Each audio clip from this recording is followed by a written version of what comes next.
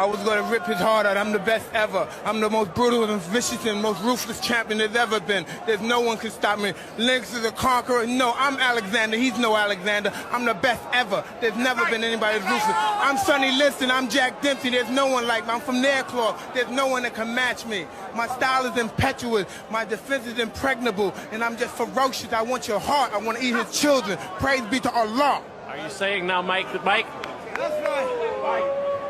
Mike Tyson caused mayhem in the build-up to his fight with Lennox Lewis in 2002. The long-awaited heavyweight super fight was initially set to take place in Las Vegas, but had to be moved after Iron Mike provoked an infamous brawl at their first press conference. When Lewis took his place on his small podium on stage, Tyson stepped off his pedestal, walked across to him and started throwing punches. By the end of the brawl, several security members had minor injuries and Lewis had his leg bitten by Tyson, who lost his license to box in Nevada as a result. The fight was therefore relocated to Memphis, Tennessee, and the pair were not allowed anywhere near each other until the first bell rang. This meant the weigh-in had a unique twist. While normally the two main event combatants would weigh in together and do a final face-off, this was not the case for Tyson and Lewis. They instead hit the scales 3 hours apart in separate weigh-ins. ESPN commentators at the weigh-in event said, "So far the volatile and unpredictable Tyson hasn't done anything to jeopardize Saturday's bout." The two fighters weighed in 3 hours apart. This meant the weigh-in had a unique twist. When all was said and done, the fight went ahead as planned.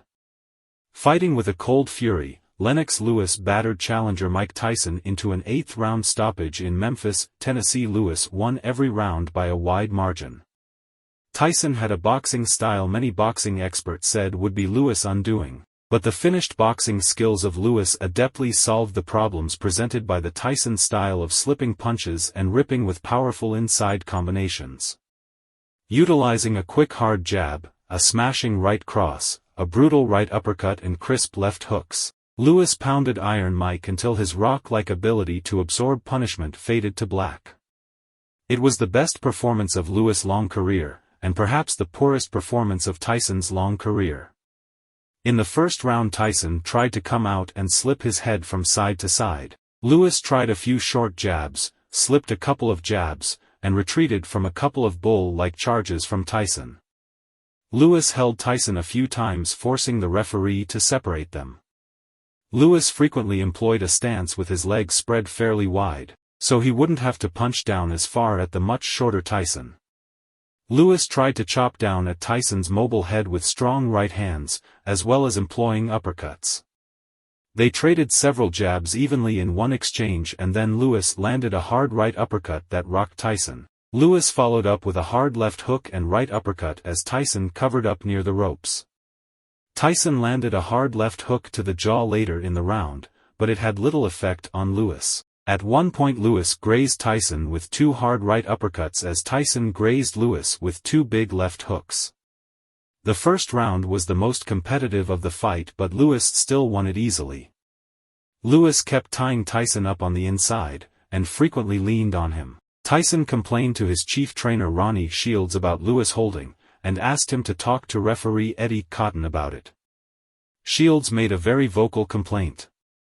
In the second round Lewis quickly received a stern warning from Cotton for holding. Lewis kept his left jab pumping and went hard to the body with a big right. He began to tag Tyson with some brutal right hands. They exchanged a few hooks and jabs but Tyson was getting the worst of the exchanges. Lewis tried some combination punching and everything was working well. Lewis received a second severe warning for holding later in the round. Lewis' greater upper body strength and leg power allowed him to shove Tyson around. Lewis won the second round with ease.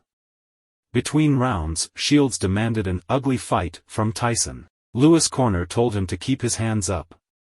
In round 3 Tyson landed a few jabs and they traded a few hooks. Tyson ripped Lewis with one particularly good left hook. Tyson seemed to be moving his head well to start the round, but he slowed down as the round wore on. Lewis was starting to sit down on his jabs, and they were starting to rip open cuts on Tyson's eyes. Lewis kept his hands low, looking for opportunities to land hard right uppercuts and combinations. Those opportunities came with increasing frequency. The fight was increasingly becoming a mismatch in round 4. To add to his repertoire of blistering jabs, hooks and rights, Lewis landed a brutal left hook to the body. Tyson seemed ready to be taken at that point. Tyson increasingly landed fewer punches and was absorbing more punishment. Near the end of the round, Tyson doubled over and went down from an illegal punch to the kidney. Cotton deducted a point from Lewis for the infraction. Between rounds, Manny Stewart screamed at Lewis in a rasping voice. He unleashed a tirade of profanity at Lewis, and demanded he goes for the knockout. Tyson was bleeding on both eyes and his nose by the 5th round. Lewis put more steam on his jabs, and went to the head and body with the jab. Tyson absorbed the punishment without flinching. Just as he had in his fights with Buster Douglas and Evander Holyfield, Tyson demonstrated that he could stand up to severe punishment. He also absorbed some hellacious right uppercuts. Tyson was reduced to loading up with a right hand to the body that landed to little effect. Lewis received a severe warning before the end of the 5th, for holding and hitting. In the 6th round, Lewis put on a jabbing clinic, landing the punch virtually at will. He continued to land brutal left hooks, straight rights, and right uppercuts. Lewis was also warned for pushing off with his forearm. Between the 6th and 7th rounds, Stewart told Lewis that Tyson was dangling out there and wanted to quit. He pleaded for a knockout. Ronnie Shields seemed to be losing control of the Tyson corner. Everybody seemed to be giving Tyson advice at once. In the 7th round, Tyson was very rocky and landed a couple of low blows. Lewis did not complain, and Cotton said nothing. It was a round of savage punishment for Tyson, and he seemed intent on quitting when he got to his corner following the round. I think that would have been the intelligent thing to do. Ronnie Shields had stopped the Floyd Mayweather-Chavez fight before Chavez had taken anywhere close to this much punishment, and I thought it was a good time to stop that fight. I was sure they would stop it to save Mike from unnecessary punishment. But his corner told him that he had already taken Lewis' best punches, and that Lewis was now tired. They allowed Mike to go out for the 8th round, telling him that this was for the heavyweight championship. In the 8th round, Tyson tried desperately but uselessly to land a good punch. He missed a wild right hand by a mile, and was nearly decked with a terrific left uppercut. Tyson's knees buckled so badly that it was incorrectly ruled a knockdown. The end was inevitable at that point. Lewis soon caught Tyson slipping to his left with a terrific right hook. The blow had all the earmarks of a knockout punch. Tyson would have remained on his feet, but Lewis shoved the nearly unconscious battler to the canvas for the 2nd knockdown. Tyson laid there gathering his will for a few seconds, and then tried to beat the count. Of course, the fight was stopped. After the fight, Tyson was extremely humble and contrite. He told Lewis how much he loved and respected him, and what a masterful boxer he is. He said he could never use foul tactics against someone he so greatly loved and respected. Then Mike reached up and gently stroked some swelling under Lewis' left eye. It was a touching scene. Tyson is a puzzling soul.